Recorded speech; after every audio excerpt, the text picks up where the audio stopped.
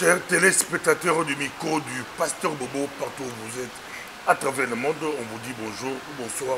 Ça dépend de l'heure à laquelle vous nous regardez. C'est le micro du Pasteur Bobo. Nous sommes avec monsieur Léon Montonto, très connu dans la diaspora congolaise, ancien cadre de l'UDPS.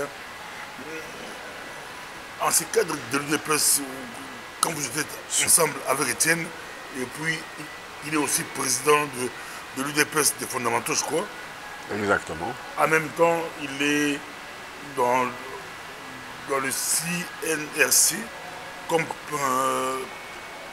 président du conseil de sages. Président du conseil de sages du Conseil national de la résistance congolaise. Monsieur Léon Montonto, on va essayer de parler avec lui. Bonjour, monsieur Léon Montonto. Bonjour, pasteur Bobo. Comment vous portez? Bon, on se porte bien grâce à la nature. Hein. Moi, j'ai essayé de vous présenter. Si on vous demandait de le faire vous-même, comment allez-vous le faire? Ben, je suis un cofondateur de l'UDPS, de l'époque des 13 parlementaires et des pères fondateurs de l'UDPS. Je fus conseiller au cabinet de feu président national Étienne Tshisekedi Wamulumba lors de sa primature issue de la conférence nationale souveraine. Présentement, je suis président du Conseil des sages au Conseil national de la résistance congolaise. Ben, pas plus résistant. Pas plus résistant. Mais si on vous pose la question par rapport d'abord à la politique, comment avez-vous commencé la politique? Elle est vraiment... À quel âge et comment? Ben, commencement, je fus étudiant, comme tous les étudiants. On avait un mouvement qui regroupait tous les étudiants qui s'appelait UJEC à l'époque, Union de la jeunesse congolaise à l'époque, où je fus président de l'UJEC, mais section aviation civile. Après aviation civile, je suis passé à l'IPN où j'ai fait mes études pédagogiques. Et après, j'ai fait mes études informatiques où je suis sorti avec mon diplôme de programmeur analyste. Ben, j'ai exercé pendant 21 ans à l'Office national de postes et télécommunications du Congo. Et ben, plusieurs fois arrêté pour mes convictions politiques et je me trouve maintenant en exil depuis 1994 et je continue la lutte avec tous ceux qui se donnent pour l'avenir prospère de notre beau pays, la République dite démocratique du Congo. 8 mois après l'élection de Félix Tshisekedi Tshilombo Antoine, vous êtes toujours à Bruxelles. Monsieur Léon, on vous appelle Papa Léon Montonto. Monsieur Léon Montonto, votre lecture, pourquoi avez-vous décidé de rester en Europe? Avez-vous été contacté? Et puis, votre lecture. Vous pouvez me parler de 8 mois, comme vous pouvez me parler d'une année, comme vous pouvez me parler de 5 ans d'aventure. C'est un non-événement pour moi. En tant que cofondateur de l'UDPS, notre lutte noble au sein de ce grand parti de masse n'était pas d'aller au pouvoir pour le pouvoir. Le père biologique de celui qui s'appelle aujourd'hui Tshisekedi par défaut, Tshilombo que je connais, eh bien, c'était un non-événement pour moi et je n'ai pas beaucoup à dire sur les 8 mois ou une année ou les 5 ans à venir. Ça ne me dit absolument rien puisque ça, c'est le pouvoir pour le pouvoir et ce n'était pas issu d'une élection régulière, mais c'est par nomination. Il est président de fait. Ici, c'est sans état d'âme. J'aurais bien voulu que vous puissiez vous exprimer. Hein?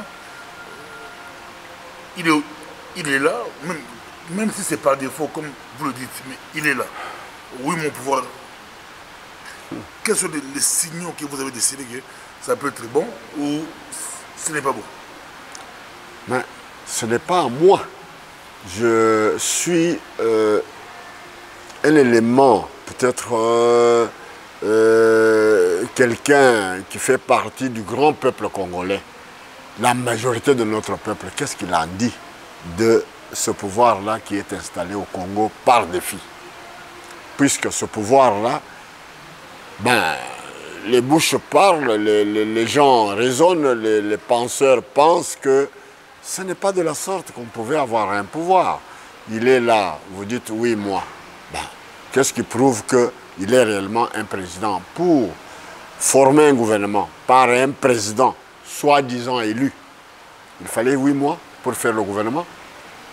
Avant lui, on n'a jamais connu des gens qui sont issus peut-être des vraies élections. Je m'en vais, moi, à l'époque où j'étais encore enfant, mais Lumumba Patrice, le Kasavubu en 1960, après l'indépendance, pour former le gouvernement. Ils ont mis 8 mois pour faire un gouvernement issu vraiment des élections de cette époque-là. Passons. Nous arrivons à l'époque où un coup d'État de Mobutu a dû intervenir au pays. Pour former le gouvernement, Mobutu a attendu 8 mois ou je ne sais pas combien de mois pour former le gouvernement. Après Mobutu, il y a eu l'AFDEL qui est venu avec ce que nous embête aujourd'hui, de troupes étrangères, les Rwandais, les Burundais, les Érythréens et consorts, pour former le gouvernement. Ils ont mis 8 mois pour former ce gouvernement-là. Le Mwanandeke, que nous appelons Kanambe, quand il a fait son coup d'État, tuer son père adoptif et puis devenir ce qu'il est aujourd'hui pour former son gouvernement, a-t-il mis 8 mois, 3 mois, 5 mois pour former le gouvernement? Mais c'est étonnant, vraiment étonnant de voir qu'aujourd'hui, on dit que voilà, c'est un fils du pays. Ils se sont passés le pouvoir de la manière que vous connaissez et lui-même, de sa propre bouche, a dit qu'il y a un deal entre lui et celui qui l'a nommé. Ben, ces questions-là n'ont pas d'intérêt d'être. Nous comprenons qu'ils jouent avec leur deal, mais comme le peuple congolais n'est pas encore réveillé, il suit. Comme des moutons aveugles, ils vont bêtement en attendant que de ce gouvernement-là, qu'est-ce qu'ils attendent? Ce gouvernement-là va résoudre quel problème au pays où il y a plusieurs problèmes à résoudre. Les défis sont multiples en République dite démocratique du Congo aujourd'hui. Ce gouvernement-là qu'on attend de 65 membres, je n'en connais pas. Dans la nomenclature politique du Congo, depuis les Kasavubu jusqu'à aujourd'hui, 65 ministres, ça me dépasse. Vous avez été opposant sur Mobutu, opposant sur Laurent Désiré Kabila, opposant sur Kabila que vous appelez Kanambe, opposant encore sur...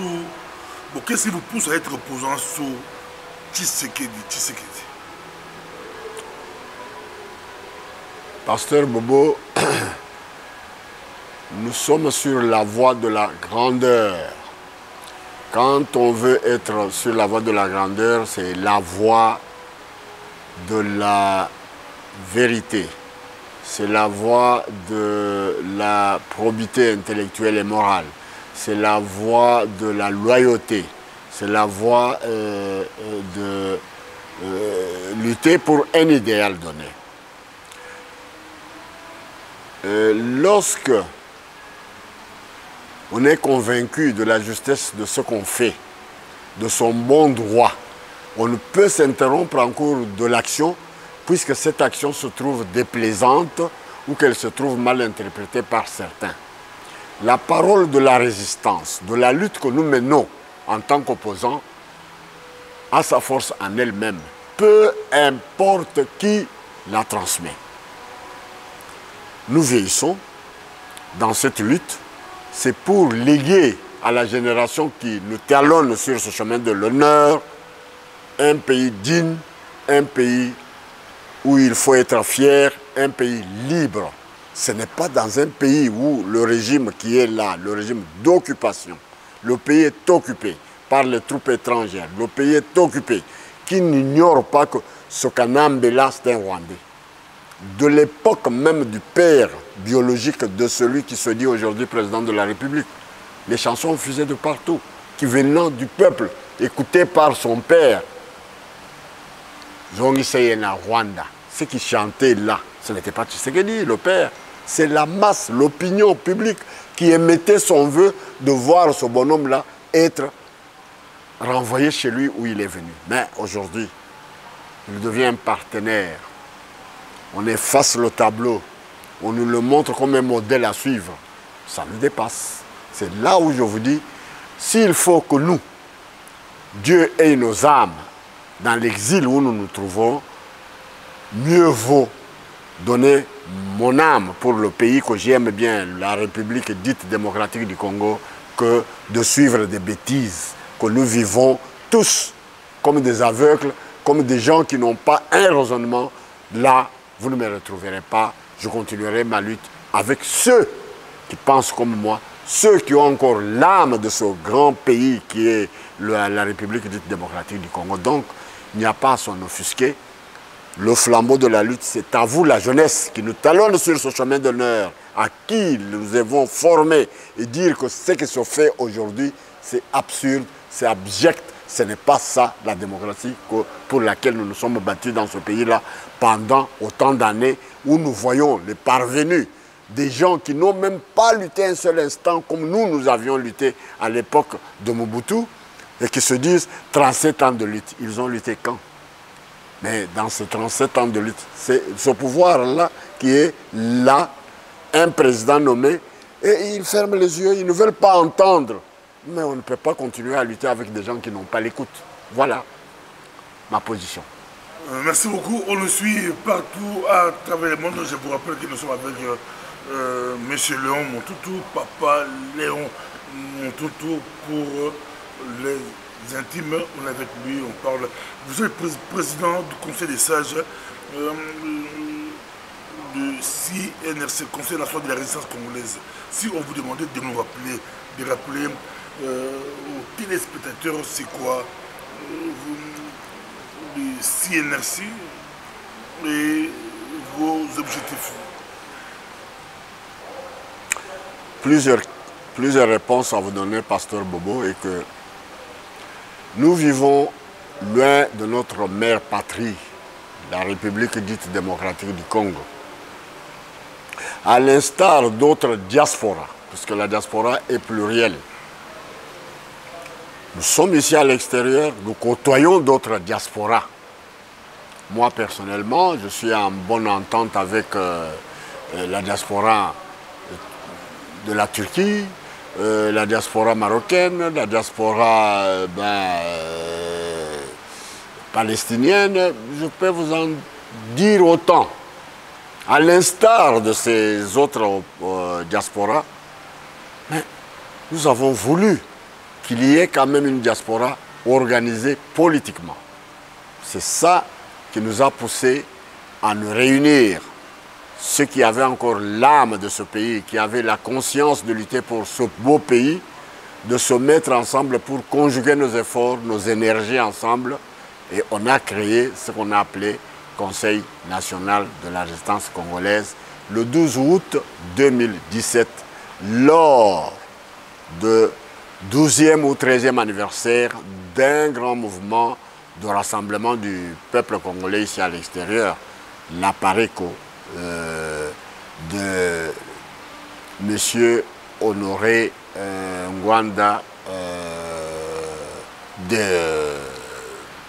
beaucoup qui nous critiquent, qui disent que voilà, vous êtes avec Ngwanda, mais ça, c'est une autre branche que je vais peut-être pénétrer un petit peu pour expliquer aux naïfs, aux gens qui ne lisent pas, qui ne voient pas plus long, puisque pour faire la politique, il faut avoir une vision.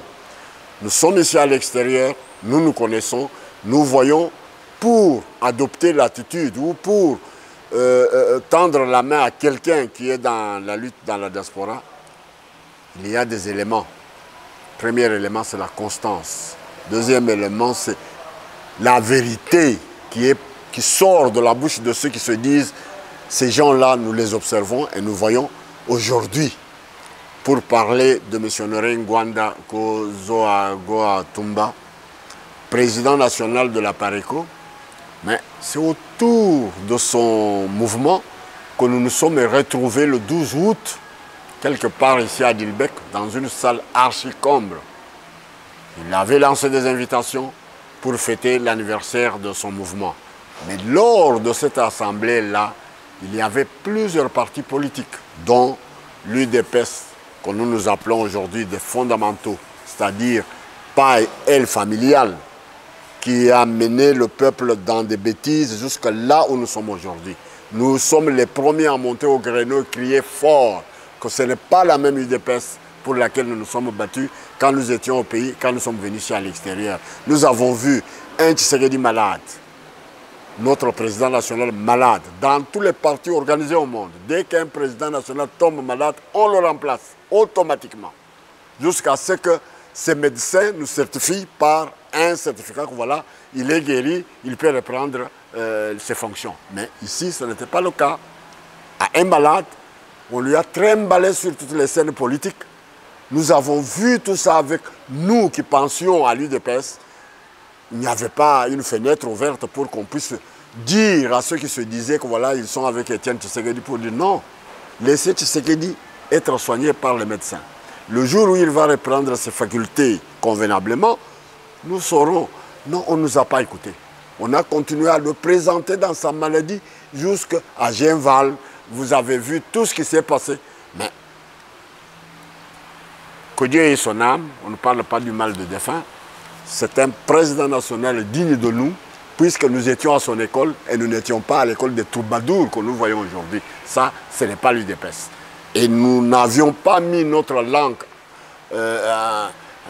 donc on n'a pas parlé sur le dos de la cuillère. Nous sommes les premiers à monter au créneau pour dire Étienne Tshisekedi est pris en otage par sa famille biologique. Et on nous a tirés de tous les bois. Les flèches sont sorties de tous les bois pour dire ah écoutez, il joue avec la famille de Tshisekedi. Mais nous sommes régis par des textes et des lois à l'UDPS. Nulle part où on dit la famille d'un tel, lors qu'il y a une défaillance dans cette famille-là par un président national qu'il soit, à l'époque on a commencé avec l'équipe Bassa, on connaît les Liao Marcel, on connaît tous, mais on n'a pas vu, ils sont tombés malades tous ces gens-là, mais on les a remplacés. On voudrait que ce soit passé, mais c'est Léon, aujourd'hui, à l'heure où nous parlons, il y a un gouvernement qui devrait sortir, ça va sortir peut-être d'ici là, dans quelques heures, quelques minutes. Les gens diront que M. Léon Toutou, dans ce gouvernement-là, on a donné la place à l'UDPS Kibassa. Dans ce gouvernement qui sort là, on donne la place à l'UDPS des fondateurs. Donc vous êtes parmi les... Vous êtes des fondamentaux, mais on donne la place aux doyens. L'UDPS au pouvoir, vous tirez à contre-courant. Je vous permets de rêver debout. Je vous dis avec certitude, avec la main sur le cœur, que ce n'est pas le doyen Muntuntu qui a dit que mon parti est en morceaux. Si le Congolais a une mémoire courte et que tous les Congolais croient que c'est l'UDPS qui est arrivé au pouvoir, c'est elle que nous avions qualifiée toujours de l'aile familiale qui est arrivée au pouvoir, ce n'est pas l'UDPS qui peut aujourd'hui proclamer dans son gouvernement un Léon Muntuntu, ministre ou... Non, non. Là, je vous permets de rêver debout. Et si on rassemble les morceaux? On n'a pas rassemblé les morceaux. Avant de rassembler les morceaux, c'est avant d'aller au pouvoir. Ce gouvernement-là qu'on vous miroite, où je vois tous les Congolais enthousiasmés dans l'attente d'un gouvernement. Mais avant de former un gouvernement, on doit connaître le programme de ce gouvernement. Vous l'avez? Vous connaissez le programme de ce gouvernement? C'est la continuité du kabylisme. Puisque on vous le dit, mais le Congolais, je ne sais pas comment il les raisonne. Ils se partagent les postes. Dans les postes, là, vous trouvez le peuple où? Or, Étienne Tshisekedi Wamulumba, que Dieu ait son âme, son dernier slogan avant qu'il quitte cette terre des hommes, le peuple d'abord. Et où? Vous voyez le peuple dans tout ce qu'on est en train de fomenter là? Ce gouvernement, là où est la place du peuple? Aujourd'hui, il y a un couac. Il y a un premier ministre nommé ou désigné par un cas adverse, le FCC, Ilunga Ilukamba, qui a tenu une conférence de presse, je ne sais pas si c'est hier ou avant-hier, où il dit clairement qu'il y a deux petites, je ne sais pas hier, décalages qui bloquent que le gouvernement ne puisse pas sortir. Et il vous a dit, oui, non, il vous dit, il a soumis sa mouture à la présidence et le président lui a dit il ne voit pas la place des personnes handicapés. Et puis deuxième, sur les 26 provinces, il y a 3 provinces qui ne figurent pas dans le gouvernement. Mon Dieu, nous sommes sur le terrain de football. Il faut 26 joueurs, avec les maillots de 26 joueurs, pour former un gouvernement. Ou un handicapé, par l'étymologie du mot handicapé, il est déjà handicapé, et mentalement et physiquement. Qu'est-ce qu'il va faire avec un ministère, un handicapé? Donc... Non, non, ici on dit donner une place aux handicapés, pas mettre des handicapés ministres, mais c'est toi qui le dis. S'occuper des handicapés. Mais dans l'opinion populaire, l'opinion populaire qui entend, mais non. Nous devons le modèle, nous disons. Les handicaps, ce n'est pas... Les handicapés sont négligés. C'est une bonne chose. Pasteur Bobo, allons dans la logique politique. Nous sommes sur le plan politique. Le premier gouvernement qui pense aux handicapés, c'est le gouvernement Tshilombo. Depuis 1960 jusqu'à aujourd'hui, il y a eu combien de gouvernements qui sont passés, qui n'ont pas vu qu'il y avait dans ce pays-là des handicapés? Ce n'est que ce gouvernement où nous savons bien, très bien qu'eux-mêmes sont les handicapés. Sont des handicapés intellectuels, tous. Nous les voyons, sont des handicapés intellectuels, des handicapés politiques. Et vous allez nous parler des handicapés à qui on réserve, mais eux-mêmes, ils ont des postes. Que se postes. passe-t-il? Que répondez-vous à ceux qui disent qu'on n'écoute plus les opposants, on n'écoute pas vraiment les résistants, on n'écoute pas, on dit que l'argent circule. Êtes-vous au courant? L'argent a circulé, les voix commencent à baisser. Que se passe-t-il? Eh bien, je vous dirais que la vie politique est très riche en leçons d'observation. L'amour ne parle plus. Oui, il y a un moment où on parle et il y a un moment où on doit ne plus parler. L'exemple simple, je suis un pédagogue. Le professeur parle pendant toute l'année aux étudiants, dans les auditoires. Mais il y a une période où le professeur ne parle plus. C'est la période des examens. Il veut voir ce qu'il a parlé pendant toute l'année académique ou scolaire. Maintenant, la capacité de ceux qui ont assisté aux auditoires, aux cours donnés par le professeur, de répondre aux questions qui les sont posées aux examens. Et c'est ça, l'amour a parlé. La résistance parle et continue à parler, mais nous sommes dans une période d'observation. Nous observons un gouvernement qui n'arrive plus, après 8 mois, des élections mal organisées, qui, bon, se déchirent là-bas. Or, la résistance avait dit, n'y allez pas. Ils sont allés par défi. Machine à voler, nous avions crié avec eux, ils ont dit machine à voler. Et même ceux qui sont au pouvoir aujourd'hui ont crié avec nous, machine à voler. Mais curieusement, à un certain moment, machine à voler ou sans machine à voler, on doit y aller. Après Ibiza, après Venise, après tout ce que vous connaissez de secrets. Il y a eu plusieurs rencontres secrètes qui ont pondu des premiers ministres qui ont été traités de traîtres. Les Badibanga, les Tchibala, mais aujourd'hui, eux-mêmes sont à la mangeoire, la même mangeoire avec le même patron. Et on vous dit non, il devient leur partenaire.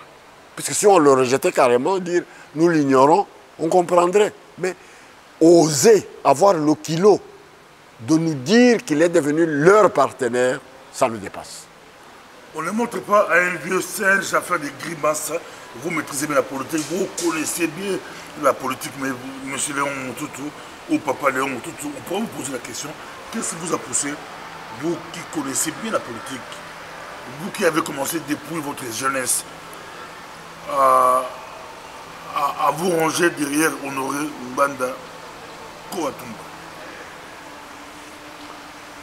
C'est un gars de figure. Je suis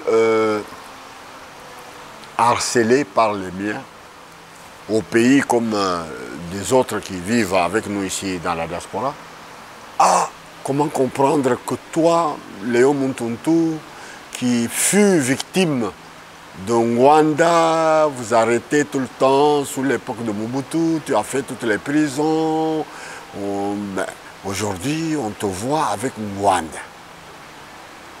Ben, la sagesse bantou nous enseigne à beaucoup de choses. Hein. Même tous ces gens-là disent qu'ils prient. La plupart de ceux qui font de la politique avec nous sont des chrétiens, qui vont à l'église, qui prient, qui font tout ce que l'église nous a enseigné à l'époque. Je dis, moi, être avec Ngwanda sur le plan spirituel des idées, sur l'avenir de notre beau pays, je ne m'en offusque pas.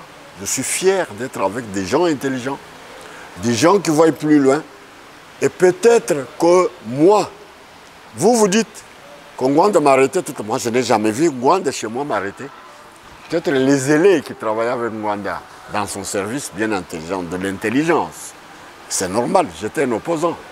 Un opposant, on l'arrête par ceux qui sont au pouvoir. Eh bien, mais moi, de ma vie, je n'ai jamais vu Ngwanda venir m'arrêter. C'était des élèves qui venaient, mais c'est vrai, on a connu des tortures, on a connu tout ce qu'on voulait, mais nous sommes en vie. En supposant que c'est le Kanambe ici qui nous arrêtait, comme à l'époque de Ngwanda. Mais là, les services de sécurité étaient quand même humains, puisque nous sommes là en vie. Les gens disent qu'il a tué, ok. Mais Kabila qui a tué 12 millions devient leur partenaire. On le tolère, il devient un saint. Toutefois qu'on va à la mangeoire, on blanchit Kabila, il devient saint. Mais nous, qui sommes à l'extérieur, qui écoutons les cris de plusieurs d'entre nous, qui font la résistance comme nous, parmi lesquels Honoré Ngwanda Kouatumba, qui éclaire un peu le chemin de la résistance, qui nous dit, première, je ne cesse de le répéter, sur toutes les bouches des Congolais aujourd'hui, ce petit bonhomme-là, c'est Kanambe. Ils tiennent ce nom-là de qui? Qui est le premier à leur dire que ce n'est pas le fils de Kabila Mouzé, c'est le fils de Christopher Kanambe. C'est Ngwanda Honoré. Nous sommes ici dans la diaspora, on écoute. Si eux ferment leurs oreilles et ne veulent pas voir, mais c'est lui. Ngwanda monte au créneau pour dire on n'organise jamais les élections dans un pays occupé. Mais nous avons vu des éminents, des journalistes qui se prévalaient sur le terrain de faire leur métier convenablement, dire mais c'est quand Ngwanda dit là, est-ce que vous voyez un drapeau qui flotte ici de l'Ouganda ou de... Mais le drapeau qui flotte, c'est le... Mais quand nous allons dans les institutions du pays, à la tête du pays, celui-là qui dirige, rwandais, connu, montré noir sur blanc, que ce soit même les Belges ici, vous vous rappellerez d'un ancien ministre Kurt, un flamand, qui distribuait les tracts dans un avion, au Karel de Kurt. Mais clairement, mais vous voulez que Dieu descende du ciel pour vous dire que ce n'est pas votre fils, c'est un Rwandais, c'est un étranger. Les Roubaix-Rois, les Camérés, on peut en citer autant qui sont à la douane, partout là. Le Congolais ne voit pas. Mais c'est Honoré Ngwanda qui donne même le chiffre dans ceux qui sont dans l'armée. Cet homme-là est jeté à la mer. Nous ne pouvons pas collaborer avec lui puisqu'il a tué, il a fait... Bon, d'accord. Et c'est le moment de faire le jugement. Attendez avec vos dossiers. Si Ngwanda a tué et que demain il y a un État, réellement un État de droit au pays, que tout le monde rentre dans leur pays de leurs ancêtres et qu'il y ait réellement un État de droit. Ceux qui ont des dossiers sur les tueries de Ngwanda, le transfert, le défaire devant les tribunaux indépendants que nous voulons dans ce pays-là. Vous verrez, moi, Muntuntu, aller défendre Ngwanda, prendre... Je ne suis pas un avocat dans ce métier-là, mais ceux qui ont des dossiers que voilà, il a tué dans leur famille, libre à eux de le transférer devant les tribunaux à l'époque où il y aura un état de droit. Mais pour le moment, nous sommes tous dans la forêt. Et vous me demandez où se trouve le soleil. Mais vous êtes des fous. Vous dites que Kabila n'est pas parti, Kabila est toujours là.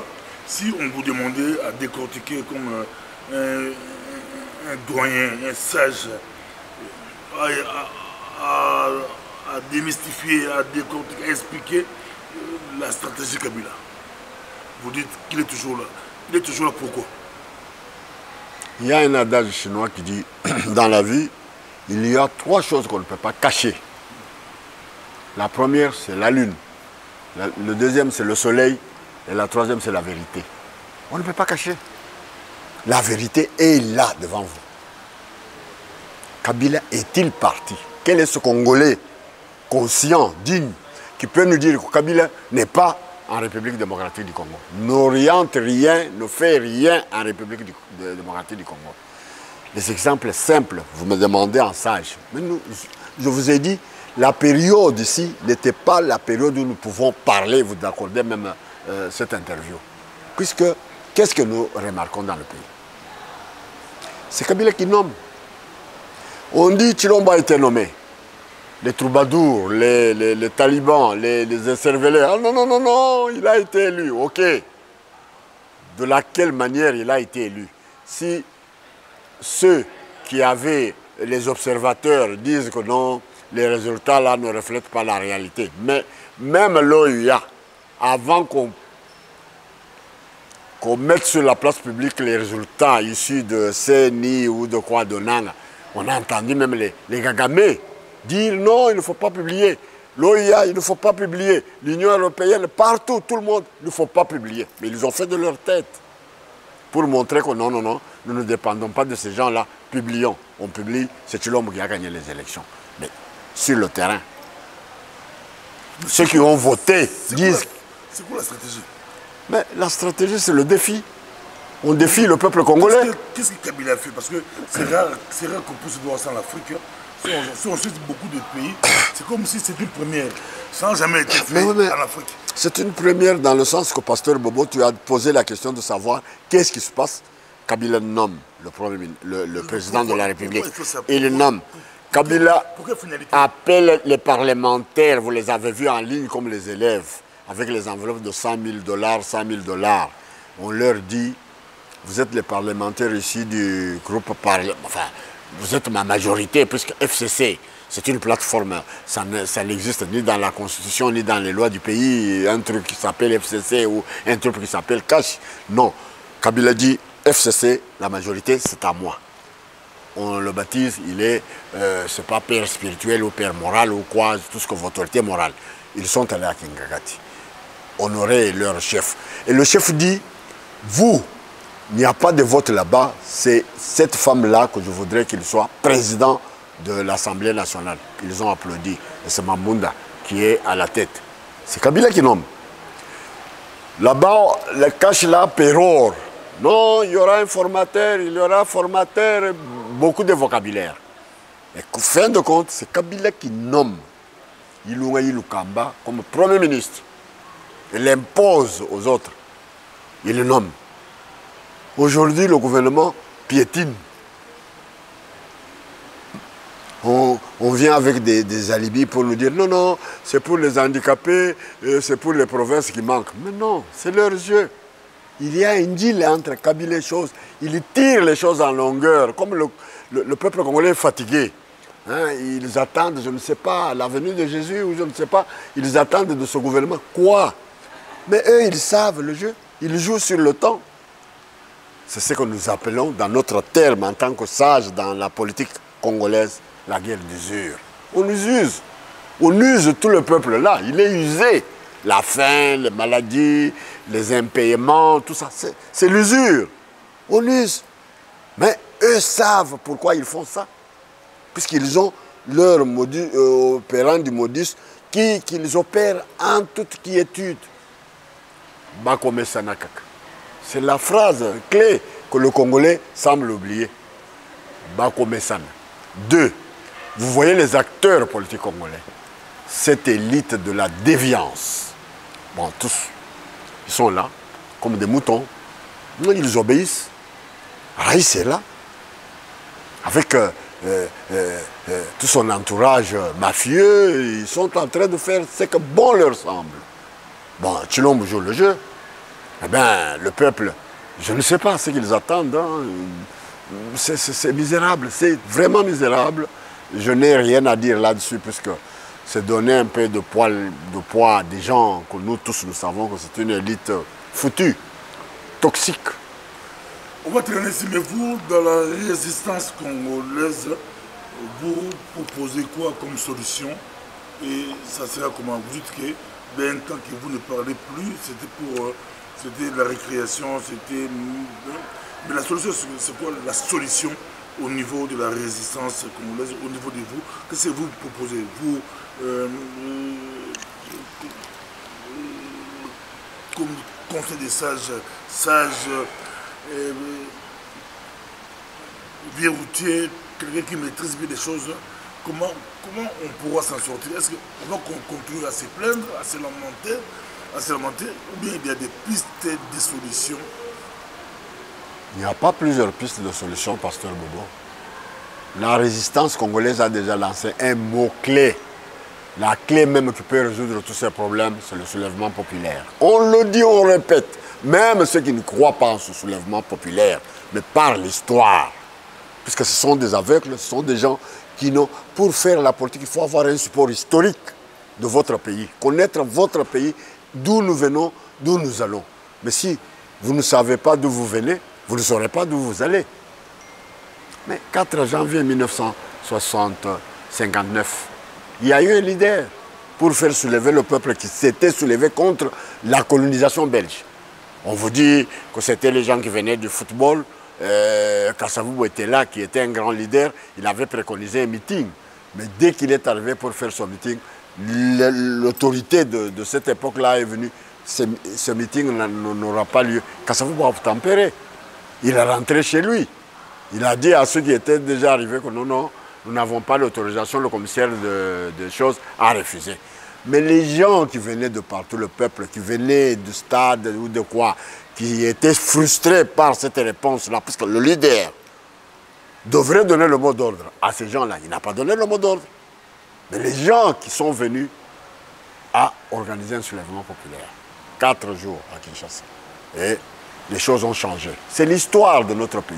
Aujourd'hui, il y a des gens qui se moquent quand on entend la résistance congolaise dit la clé pour résoudre tout ce qui se passe dans ce pays-là, c'est le soulèvement populaire. On rigole. Je ne dis pas que moi, je vais soulever le peuple.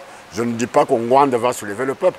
Je ne dis pas que Mme Kassavou va soulever le peuple. Les têtes pensantes qui sont dans la diaspora, aujourd'hui, je ne vais pas échapper à votre question sur la corruption, les rumeurs circulent. Je vais y répondre, mais je rentre dans l'histoire pour vous montrer qu'aucun leader n'était pas allé vers le peuple pour lui dire soulevez-vous. Mais le mot était déjà lancé. Nous voulons l'indépendance. Mais pour avoir cette indépendance, il faut qu'il y ait une rupture entre nous et la colonisation. Le peuple avalait tout ça. Mais la date est tombée par hasard, le 4 janvier. Les gens se sont révoltés d'eux-mêmes. Il n'y avait aucun leader qui dirigeait le soulèvement populaire de cette époque. C'est la même chose. Quand nous disons qu'il y aura un soulèvement populaire dans ce pays-là, puisque rien ne va. On ne voit pas un miracle. Quelle voie miraculeuse que nous pouvons encore envisager? Non, il n'y a que celui-là, le soulèvement populaire, parce que la misère, là, va créer toujours un mécontentement général dans ce pays-là. Voilà. Oui, on termine ici. La corruption, comme vous dites là, l'argent circule, les gens ne parlent plus. Vous dites que c'était une stratégie. Est-ce que l'argent a circulé? Eh bien, avez-vous vu quelque chose? L'argent a toujours circulé, que ce soit au pays, que ce soit ici à l'extérieur. L'argent a toujours circulé aux esprits faibles, puisque les esprits forts sont toujours contredits par les esprits faibles et surtout par les médiocres. Vous n'êtes pas sans savoir qu'ici dans la diaspora, on a l'argent circulé en son temps. Il y a de nos compatriotes qui criaient comme nous. Soulèvement populaire, ils étaient même devant les scènes. Vous les connaissez, pasteur Bobo, qui sont allés vite à Kinshasa. Mais ils ne sont pas allés de gré à gré. C'est que l'argent circulait à cette époque-là. Ils sont partis. Mais quand on voit l'argent, ça dépend. Vous, le gros poisson, c'est des millions. Enfin, des millions, c'est pour les gens qui n'ont jamais vu les millions dans leur vie. Hein. Moi, mon prix n'est pas des millions ou de 2 millions ou de 10 millions ou de 100 millions. Nous, c'est l'idéal. Nous mourrons pour les idées. Nous ne mourrons pas pour le fric. Sachant que l'argent qu'on vient me corrompre, moi, mon tout, est volé dans la maison de mon père. Et moi, je suis dans le coin, je vois un voleur qui entre dans la maison, qui vole nos millions et qui vient me corrompre, moi, le fils de la maison. C'est absurde, c'est vraiment illogique. Le bruit a circulé, il n'y a pas longtemps, que voilà, maintenant, ce sont les têtes pensantes de la diaspora. Moi, Je ne suis qu'un singleton. Le gros poisson. Moi, je suis un singleton. Je ne suis pas parmi les gros poissons. Mais les gros poissons, je les connais. Je les ai côtoyés pour demander, mais les rumeurs circulent. Qu'est-ce que vous en dites? Ils ont rigolé. C'est une stratégie bien montée. Très bien montée. Le tout premier dont on m'a, moi, montré du doigt, me dit, votre Honoré Ngwanda, là, a reçu des millions. C'est un grand poisson qu'on ne peut pas prendre avec des petits millions, mais beaucoup de millions. Bientôt, vous allez rester seul sans habit. Moi, non. On n'apprend jamais, comme vous avez dit tout à l'heure au vieux singe, comment faire les grimaces. Nous sommes venus dans un parti où on a débauché sérieusement l'UDPS, les Birindois, les Kibassa, beaucoup de têtes pensantes que nous étions avec. Nous les avions vus tomber dans cette corruption-là. Mais quand on dénonçait, les gens ne croyaient pas.